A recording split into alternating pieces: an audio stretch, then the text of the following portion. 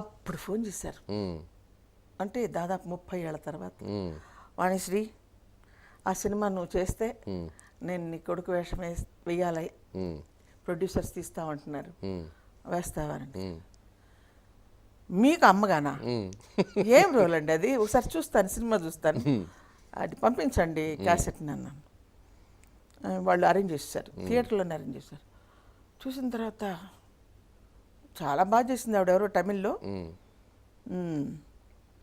విషం పెట్టి చంపే క్యారెక్టరా, నేను చేయను, నాకు అసలు ఆ వేషం వద్దు, మీరు ఏమన్నా చెప్పుకోండి. 2-3 సార్లు ఫోన్ చేశారు వారు, అంతే. అంతకుమించి ఎప్పుడు మాట్లాడలేవు, అంతే, మాట్లాడలేవు. సో ఇక అక్కినేని నాగేశ్వరరావు గారు పొగడల, అసలు పొగడకపోవడం అనేది, నేను చాలా చిన్నదాన్ని, వాళ్ళకి వాళ్ళ కూతురు వయసు లేకపోతే ఇట్లాగా చిన్న వయసులో ఉండేదాన్ని. ఈమెకేం తెలుసు ఈమెతో మాట్లాడడానికి?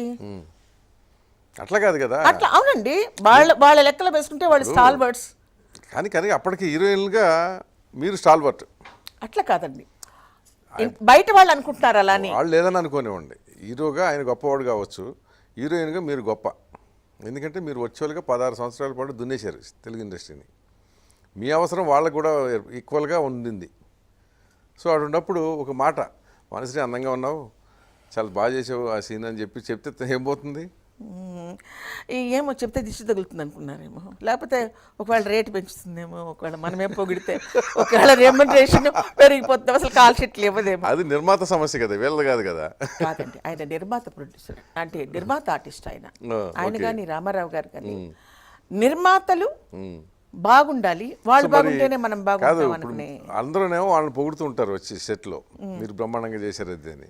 మిమ్మల్ని ఎవరు అట్లా అనగనందుకు, పొగడినందుకు కానీ మెచ్చుకోనందుకు కానీ, కనీసం మెచ్చుకోవటం లేదా కనీసం అందంగా ఉన్నావు ఈ సన్నివేశంలో, ఈ డ్రెస్లో లేదా ఈ గెటప్లో అని అన్నప్పుడు కాలేదు కదా మీకు?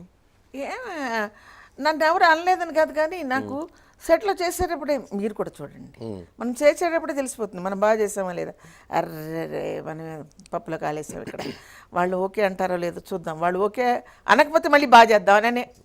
సినిమా ఎలా చేసామనేది మనకు తెలిసిపోతుంది. మన పాత్ర ఫస్ట్ డే సెకండ్ డే కొంచెం కొత్తగా ఉంటుంది, అంటే పాత్ర స్వభావం. ఆ డైరెక్టర్ ఏమనుకున్నాడు, కెమెరామెన్ ఏమనుకున్నాడు, వీళ్ళందరూ ఏమనుకున్నారు, వాళ్ళు అనుకున్నదే నేను చేయాలి, నేను అనుకున్నది కాదు. ఓకే, అది కరెక్టే. కానీ మీరు చాలా పాత్రలు ఏంటంటే ఆత్మాభిమానం ఉన్న పాత్రలు పోషించారు.